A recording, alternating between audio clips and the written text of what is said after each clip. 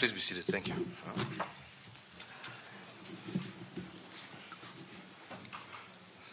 Ladies and gentlemen, indeed it's a great pleasure for me to welcome President Mohamed today on his first official visit to Kenya after his election as president. Indeed, let me begin by saying I was honored to represent Kenya at his inauguration.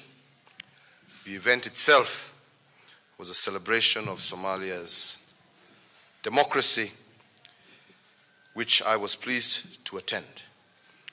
It is also a pleasure to return the honor by hosting President Mohamed here in Nairobi, and as we say in Swahili, karibu sana Nairobi. President Mohamed is no stranger. He has previously served his country as a diplomat and also as Prime Minister. Kenya, like Somalia, is grateful for the diligence and skill with which he handled his heavy responsibilities as Prime Minister. And we welcome him to Kenya not only as a new president, but an old friend. And one proof of this is the celebration that broke out here in Kenya on the announcement of his election results. He visits here today to give our joint agenda a fresh start. That agenda is very clear. On a bilateral level, we have agreed to revitalize our engagement in all areas of mutual interest within the context of a reactivated Joint Commission of Cooperation. In particular, we agreed to take the following actions.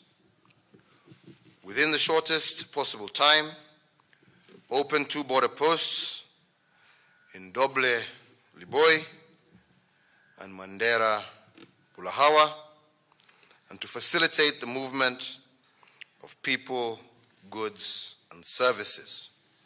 So, ladies and gentlemen, when people are talking about us putting up a wall, here we are opening borders. Kenya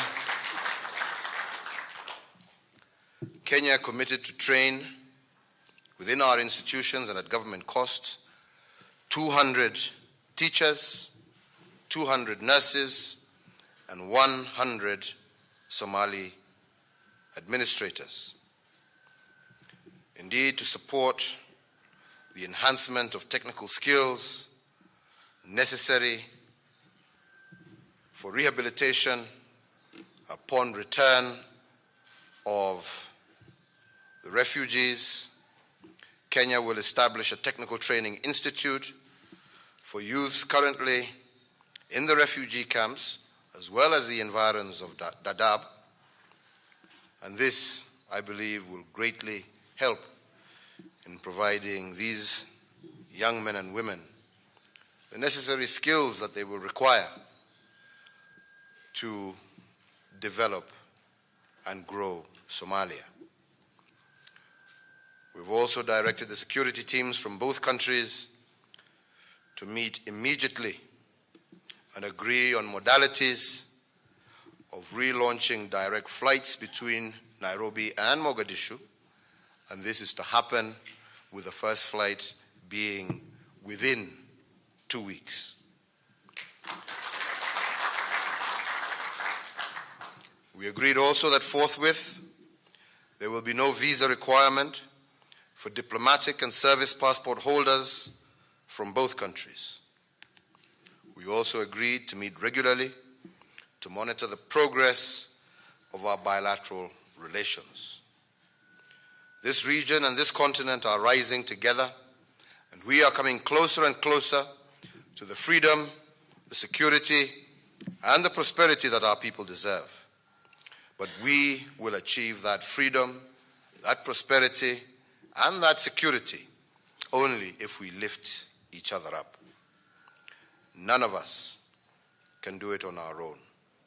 We will either rise together or fall separately. If Somalia prospers, so too does Kenya. If Somalia is peaceful, so too is Kenya.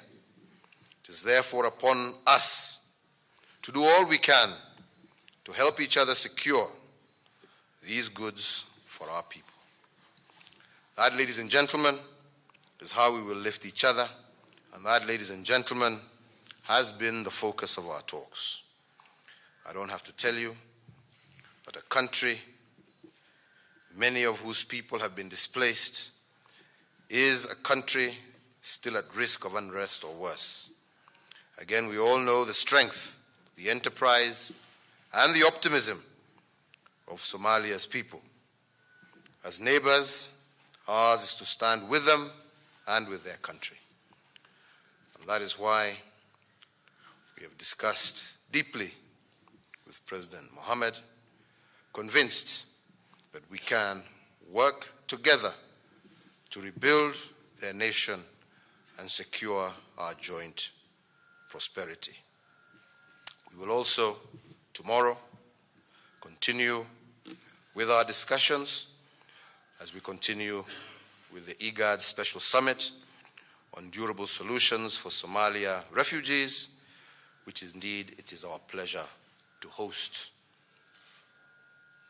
With those few remarks, let me also add just a little point there, that Al-Shabaab remains ready and continues to kill many Somalis, many Kenyans, and we have agreed that we must continue our fight against these evil criminals until they are no longer a threat. Ladies and gentlemen, in conclusion, I can only say that the discussions that we have had with my brother have been excellent, and I strongly, strongly believe that we have set a reset button, and that if we continue in the manner that we have started today, I have no doubt we shall be able to achieve great things for our two countries. So finally, Mr. President, let me welcome you to make a few remarks to these good people here. Karibu sana. Thank you, Mr. President. Let me begin by thanking you and the great people of Kenya for hosting us and providing us with outstanding hospitality and reception. It's indeed a pleasure for me to be here today, Mr. President. Today is a new day. We discussed how our two brothering countries can work together to grow and prosper together. Kenya is one of the Somali's strongest ally and partners in East Africa, from hosting the largest number of Somali refugees for decades and contributing the peace building and stability in Somalia through AMSOM. I would like to take this opportunity to thank Kenyan government and the Kenyan people to the sacrifices they have made to help Somalia. Cooperation between our two great nations is necessary to combat the challenges we face, including terrorism and poverty. This state visit is a continuation of close cooperation between our two countries in security, investment, and trade.